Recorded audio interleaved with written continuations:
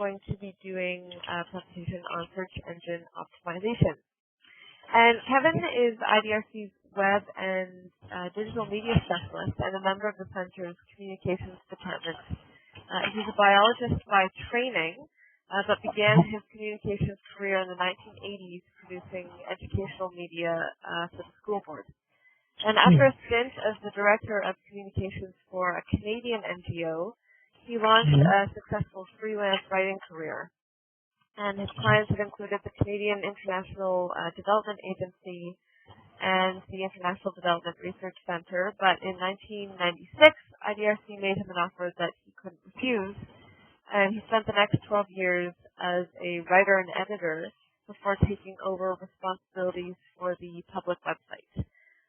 Kevin would not describe himself as a digital native, but as an immigrant to the cyber world who has worked hard to understand the language and culture of the Internet. So he's going to give us a presentation for about half an hour, and then we can have a short question and answer period.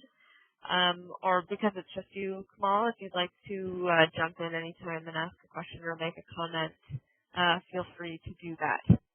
Yeah. So I guess I'll pass it over to Kevin now and look forward to hearing the presentation. Over to you, Kevin. Great stuff.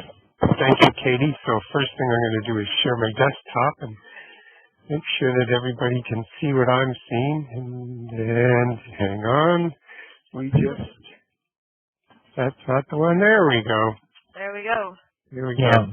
So, welcome, Kamal. Okay. Hello. So, over the next 30 minutes, I'm going to be talking to you about SEO, or search engine optimization. And here's what I'm going to be telling you about. I'll be telling you a bit about what it is, why it's important, and how we can improve it. But before I plunge into SEO, I really want to set the stage by sharing with you 3 insights that I think I have come to garner my years of working on the web and the websites. But don't worry about remembering any of them, because I'm going to refer to them several times throughout the webinar here. But here's what I want you to remember. First thing is that the web is a task-based medium. So visitors to your website or any website rarely arrive there by accident. And they almost always arrive with a purpose in mind. And I think about our own website, for example. People come to IDRC first and foremost looking for funding. So the second thing that I want you to remember is that good websites focus on users, not themselves. And this really kind of flows from my first point. If people arrive at your website with a task in mind, for example, looking for a policy brief, then your job is to make sure that they find that policy brief easily. So in other words, the architecture and navigation elements of your website must aid in quick and easy retrieval of content.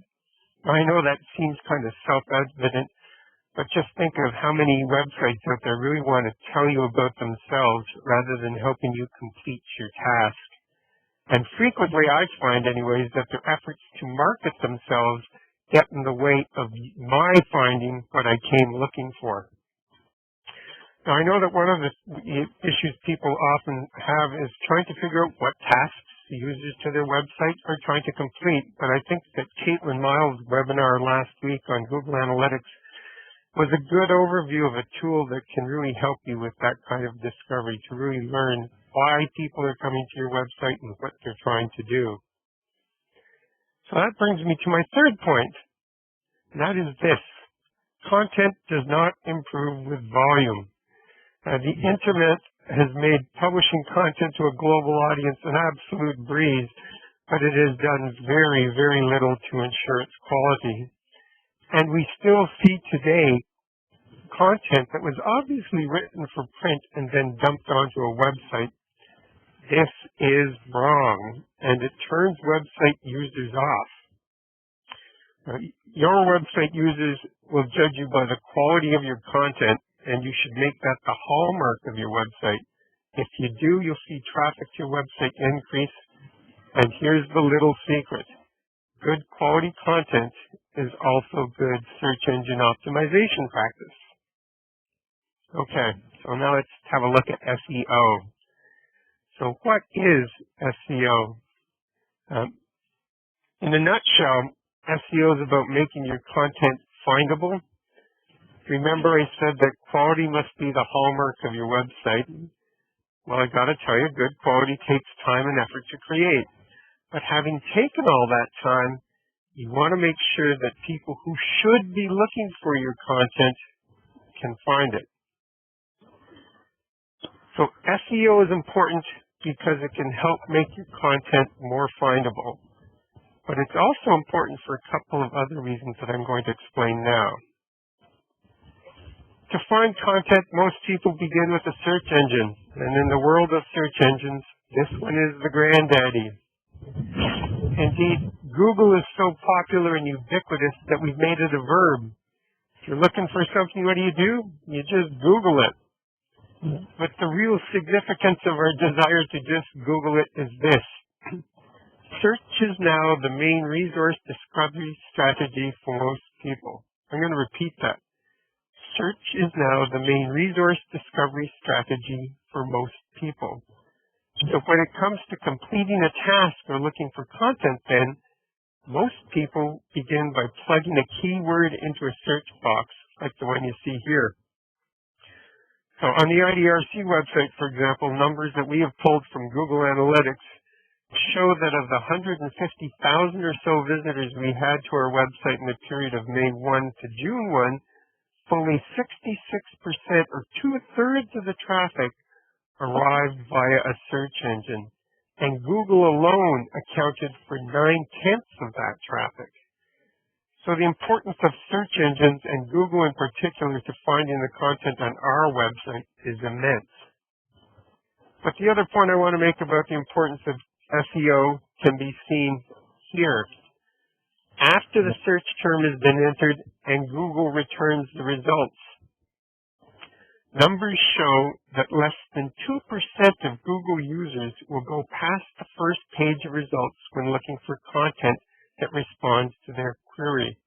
Only 1 in 50 will scroll to the bottom of this page to look at the next one.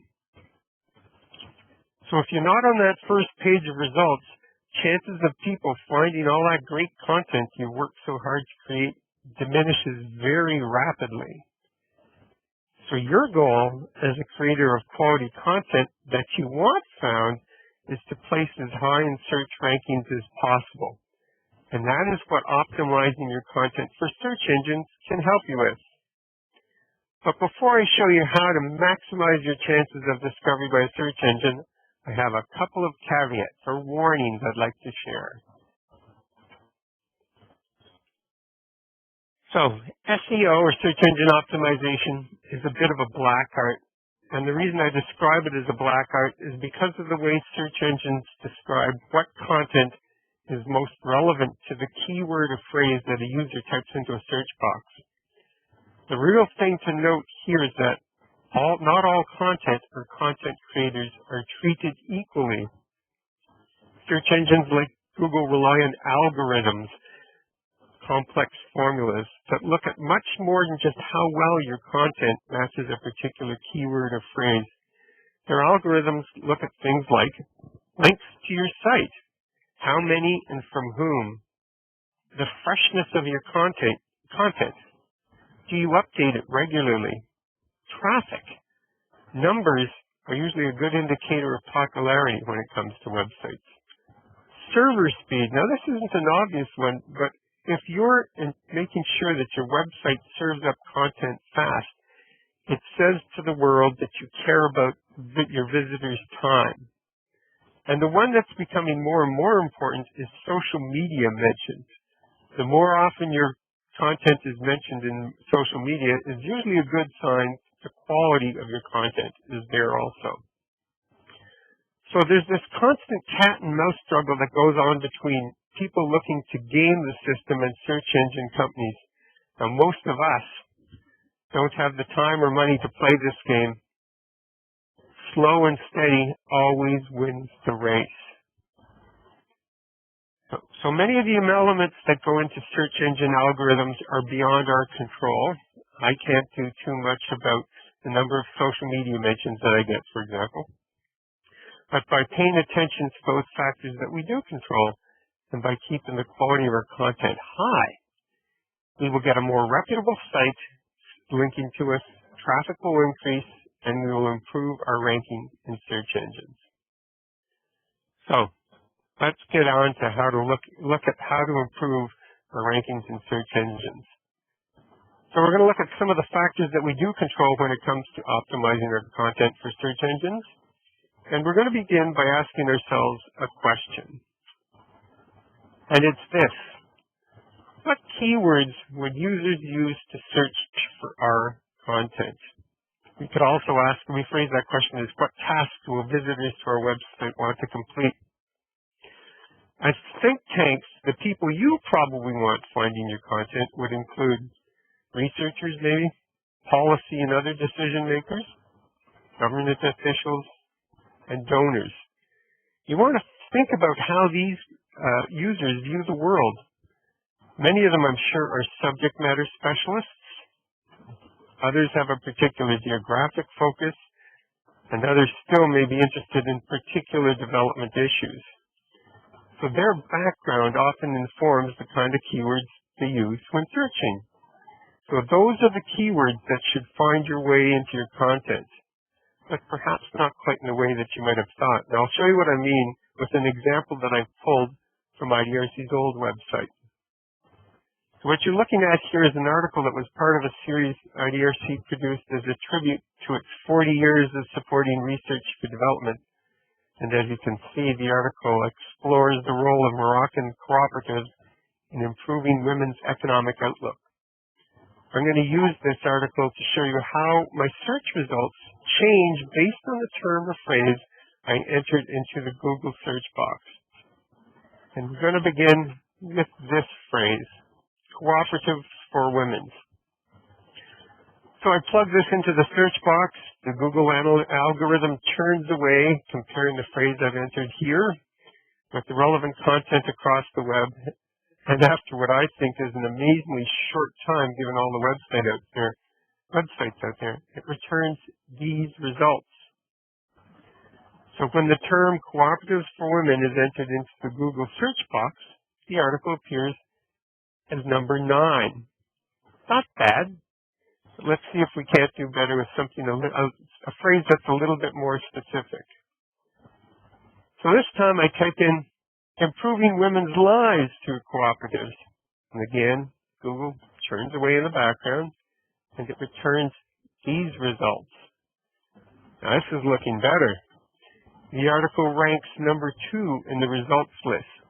So the chances of a reader finding, and more importantly, reading this article has improved immensely in that jump from 9th place to 2nd. So why the difference? The answer, it turns out, has everything to do with where Google looks, or search engines look, when trying to match my search term. So let's return to our example here and see. So cooperatives and women, for example, turns out that you see those terms right here in what we call a subhead. It's a secondary title, really. Whereas improving women's lives appears in the title of the page, and in this case, in the right-hand menu of the navigation. So what this tells us is that the placement of keywords and the content you write is important to search engine ranking. In fact, titles are the number 1 place for putting keywords and phrases. So what I show you here then is the relative placement of keywords and their effect on search relevancy. So as you can see, page titles ranked number 1, headlines and subheads number 2 and 3, keywords used in the first paragraph, number 4, captions on multimedia, and that is usually images associated with content, number 5, alt tags on multimedia, and I'll come back to alt tags in just a minute to explain that a little more fully. And then finally, body content. But we can improve on this further by following certain tips when it comes to how to use keywords in our content. And here are those tips. So when you're writing your content, you should think about using synonyms. In the example I used here on improving women's lives, we can see the word cooperative is used at several places in the article. It has at least 2 different spellings, plus they're frequently referred to by the shortened term co-ops. And also in the course of your writing, if you make reference to a geographic area, see if you can't expand that reference elsewhere. In our example, for example, the writer mentioned Morocco. They could easily expand the geographic frame of reference by beginning a sentence with, in this region of North Africa. So there they've expanded the geographic reference from beyond the country of Morocco to the whole area of North Africa. Excuse me. Now, while our example speaks broadly of economic development, the piece is far more specific in the way it treats the theme by talking about improving women's lives. But it's my 4th point here, I think, that's probably the most important. Don't overdo it. Remember, and I'm going to harp on this, we want to be known for the quality of our content. Using synonyms, expanding on the geographical references and themes should be part of the natural flow of your text and not forced. If it seems forced, look for other opportunities to use these tips. For example, if you're using an image, you can add a caption. So in the example that I have here in front of us, we could easily add a caption that reads something like this: across North Africa, co-ops are providing women opportunities to improve their livelihoods. So not only have we expanded the geographical reference, we've used a synonym, and we've got beyond that notion of improving women's lives to livelihoods. So paying attention to your use of keywords and titles and headlines, captions and subheadings are visible changes that will make your content more search engine friendly. But in looking at SEO, we also need to concern ourselves with invisible content. And that's what I'm going to turn my attention to now. So when I talk about invisible content, I'm really referring to something called metadata tags. So metadata are attributes that are usually attached to a piece of content or an object on a website, like a picture, for example. And if you've used Windows Explorer, then you're already probably pretty used to seeing metadata. I'm sure that this view of the document folder looks pretty familiar to many people. In the left-hand row, we see the file name followed by 3 columns of attributes. When the file was last modified, the type of file, in this case JPEG images, and the size of each file. These are all metadata. Now let's look at our example of metadata in our piece about improving women's lives. The metadata that we're going to be looking at here is called alternative or alt text. And you sometimes see alt text when you're on a web page and you mouse over an image and the little box with the descriptive text pops up. But you can also see it when you turn off images when browsing, and here's what that might look like. So when you turn off the images, what you see is text that's actually hidden from view behind the image. And in this case, I've added the alt text women, part of a co-op in North Africa, woman, part of a co-op in North Africa, tends to her stall in the market. And you see what I've done here again? I have expanded my use of synonyms. I've expanded the geographic reference. And the notion of economy or livelihoods has now been changed, is now captured in the use of the word market.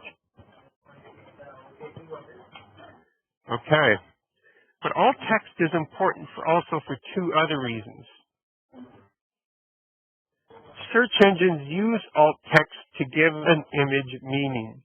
In other words, this is important to how a search engine ranks your content. And if you don't have alt text there, you're missing an important opportunity for search engine to discover that content and use it when it's deciding how relevant your content is to the search term a user has entered into the search engine. But the other reason that's of growing importance is that accessibility rules require it for screen readers used by the visually impaired. The World Wide Web Consortium, which is an international body that oversees the development of many of the standards across the web now, is really pushing hard to see that accessibility rules are adopted, and more we have to pay attention to the fact that there are people out there using the web for whom site adoptions aren't quite as apparent as it is to those of us for whom site isn't an issue. So alt text allows them to use a screen reader and let them find that information that's hidden behind an image. Okay. Here's another opportunity to improve the findability of our content that might not be immediately apparent. So what we're looking at here is the HTML tag associated with the image in our example. HTML, or hypertext markup language, is a series of coded instructions that tells your browser, how to display content, in this case an image. So I've highlighted the important piece of metadata here. It's the image file name.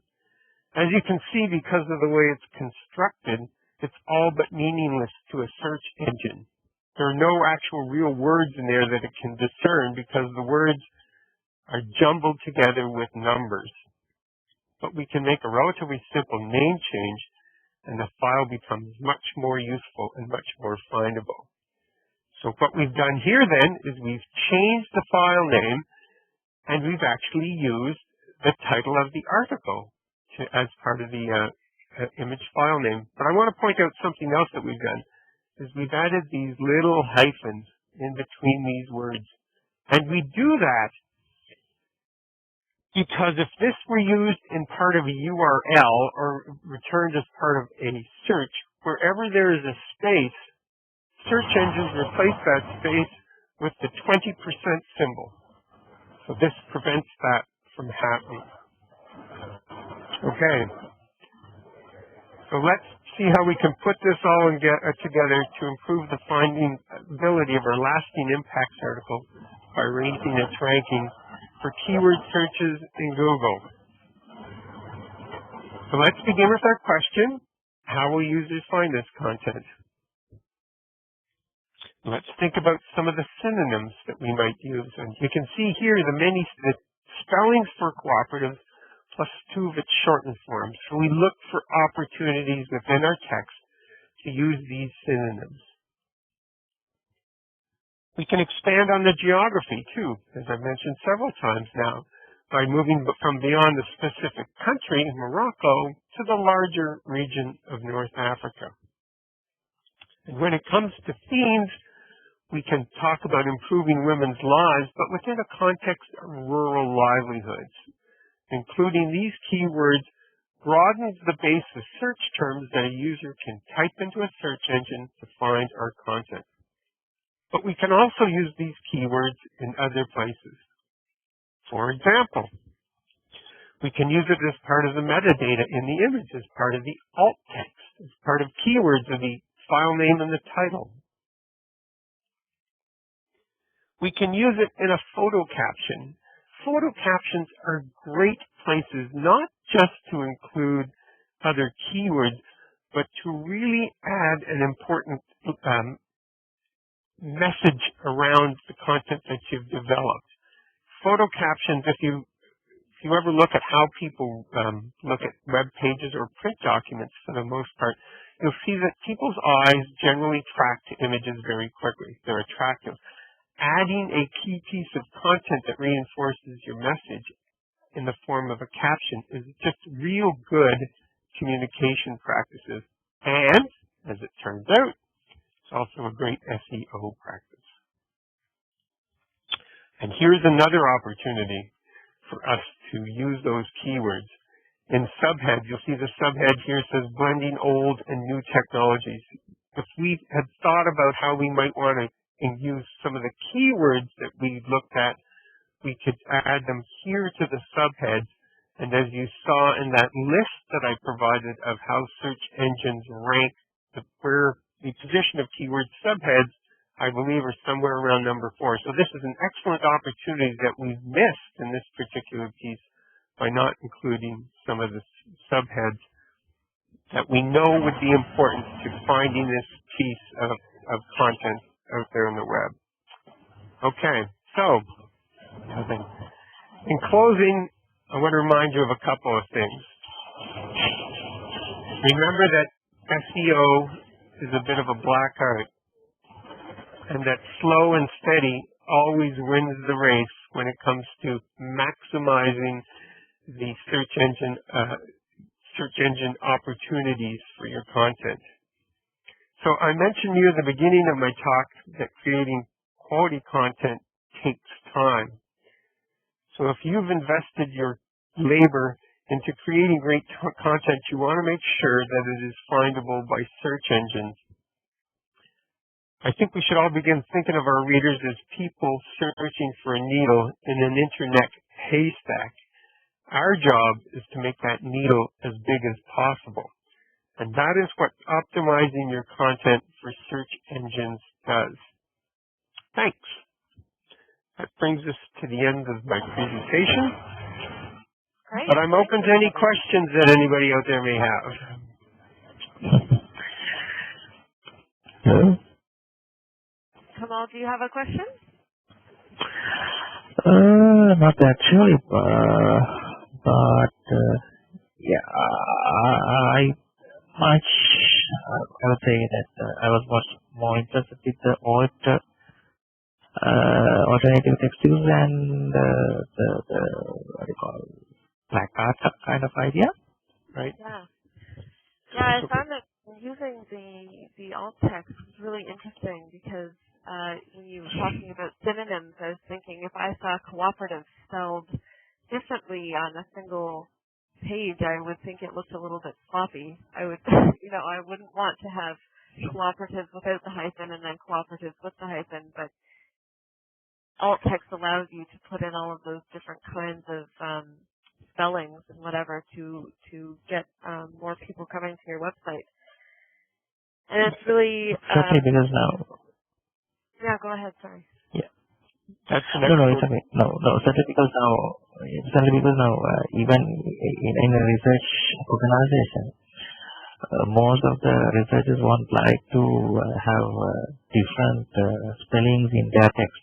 Mm-hmm. So it's a very good idea that we can use it in the alternative text as maybe as a research photo caption or something like that. That's an excellent point. So the idea here is that your use of synonyms should not break sort of standard rules of good writing, and you're entirely right. Having cooperative spelled two different ways in a text would be considered sloppy. So knowing that there's these hidden elements that you can use in file names in alt text is a great way for slipping those in without actually damaging, if I can use that term, your content. Yeah. It also really highlights the importance of researchers working very closely with the people who are actually putting the content on the website, and having the researchers say what the alt text should be and what's really important and what the headline should be, because a lot of the time I think researchers sort of would write the body of the content, but actually that comes sort of far down the list of what Google is actually looking at to bring up the search results. So it's really important to have that strong sense of working together. And as I know I've gone on and on about this, but it really is the quality of your content that will make or break your web presence. And that notion of collaboration there, making sure that you have the technical elements, particularly for a research institution, down well, but then that you have some of the skills that a writer or communicator may have adding to that to enhance it is an important element in producing good content. So you're right, collaborative efforts work very well. Mm-hmm. I do have one question, please. Yeah. Now, with regard to the PDF documents, is that what you call Google is skillful to go through all these PDFs, because as a research organization, we may come up with a lot of research papers in PDF. Right. So then, whether the Google is able to go through those PDFs and get the text up. Good question. I'm not entirely sure if Google indexes an entire PDF. I doubt that it does. What it might do is look at the title, but remember, when you're posting a PDF to a website, you still have to give that PDF a file name. And that's where you can make a real difference. So make sure that the file name that you use for your PDF is something understandable. Quite frankly, the file name should probably be, or it would be a derivative of, the title of the PDF. All right. So, but I would say that the same rules that applied to creating a web page would apply to building a PDF. So make sure that you use the proper keywords in some of the key places and titles and subheads, that you break the text up into chunks using keyword subheads or subheadings to separate the content into easily digestible bite-sized chunks. One of the things that the web is doing to us is it's changing the way we read and consume content. Not necessarily content for pleasure, but content that we tend to read in our day-to-day work lives. We tend now to want to consume content in mouthfuls. You don't want to sit down and look at a 300-word or 300-page sheet all in one long paragraph. So design and layout elements where you break that content up with images, with text boxes, all those elements that allow a user to scan the content and get some notion of what's in there before they decide whether or not they're going to invest their time and effort into really digging into the content. So, but when it comes specifically to making it search engine friendly, PDFs, make sure you get the file name right and the title of the PDF. All right. I have a question for you, Kevin. Yeah. When you're talking about all of these different things that makes good search engine optimization, and all of that comes from good quality, and Google looking at the links to the site and how fresh the content is, social media, the traffic, and they're looking at the keywords and the titles, the headlines, down to the body content, and you have to think about what kinds of words your audience members will be coming from, whether it's donors, policymakers, other researchers, all the while really focusing on the good quality content. It seems like there's a lot going on, a lot you have to think about. So if think tanks are sort of starting to just think about this from scratch, they might be overwhelmed by all of the things that they're supposed to be doing in an ideal world. So if you could sort of pick on a few things or a couple of things that to start with, what do you think those would be? So first and foremost, I'd say make sure that the quality of your content is top-notch. I think that will always be the key factor in determining whether or not people will come back to your website. So you that's could sort of like the body of the body content of pages. So top-notch quality means that you have headlines. Mm-hmm. Actually, I'd say if you were going to concentrate on anything, I'd say get your titles and your subheadings right. So learn how to break up content into, as I mentioned earlier, manageable chunks, and use titles and headings that are relevant to your readers. So if you did those two elements alone, you'd go a long way towards making sure that the quality of your content responds to your users' needs. The other thing that I think that people sometimes really fail to appreciate about the web is that you are judged by the company you keep. So, what do I mean by that? I mean that when Google runs that algorithm, one of the things that they're looking at is who is linking to your website. So in the world of development, for example, you'll get more bang for your buck if you have somebody like the World Development Bank linking to your website than you would from some, say Health Canada. Your personal blog. yeah, your personal blog. Exactly.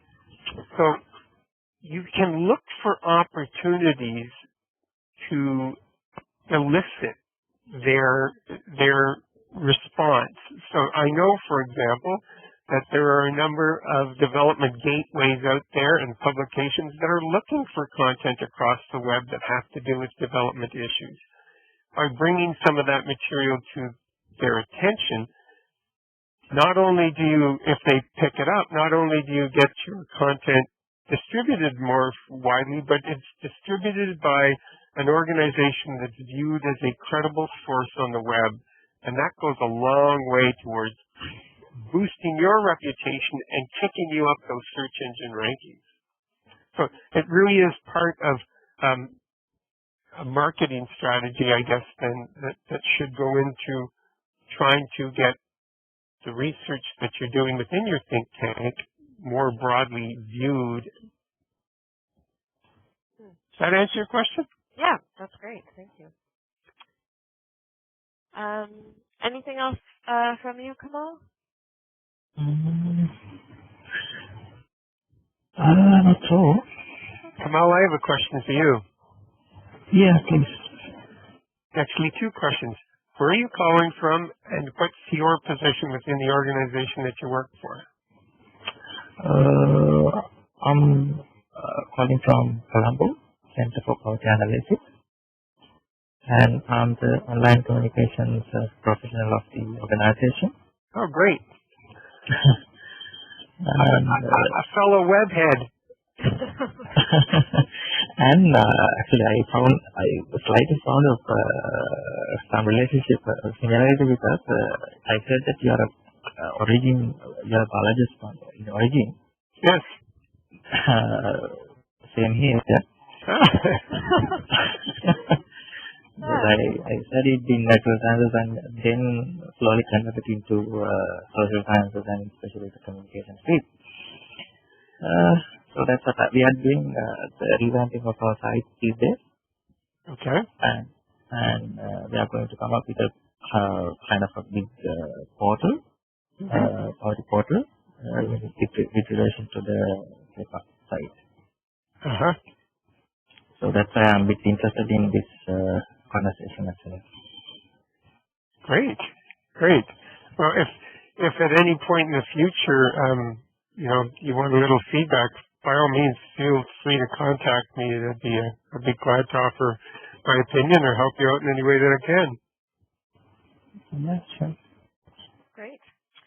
Okay, well, I think that takes us to the end. Thank you very much, Kevin. That was really excellent. And thank you, Kamal, for joining. And we'll be putting this up, I believe, on our website at some point. We're still trying to figure out the best way to actually do that. Titling it correctly and putting all of the links behind it. So thank you very much again, and we'll talk to you next time. Okay, take care. Bye, everyone. Bye-bye.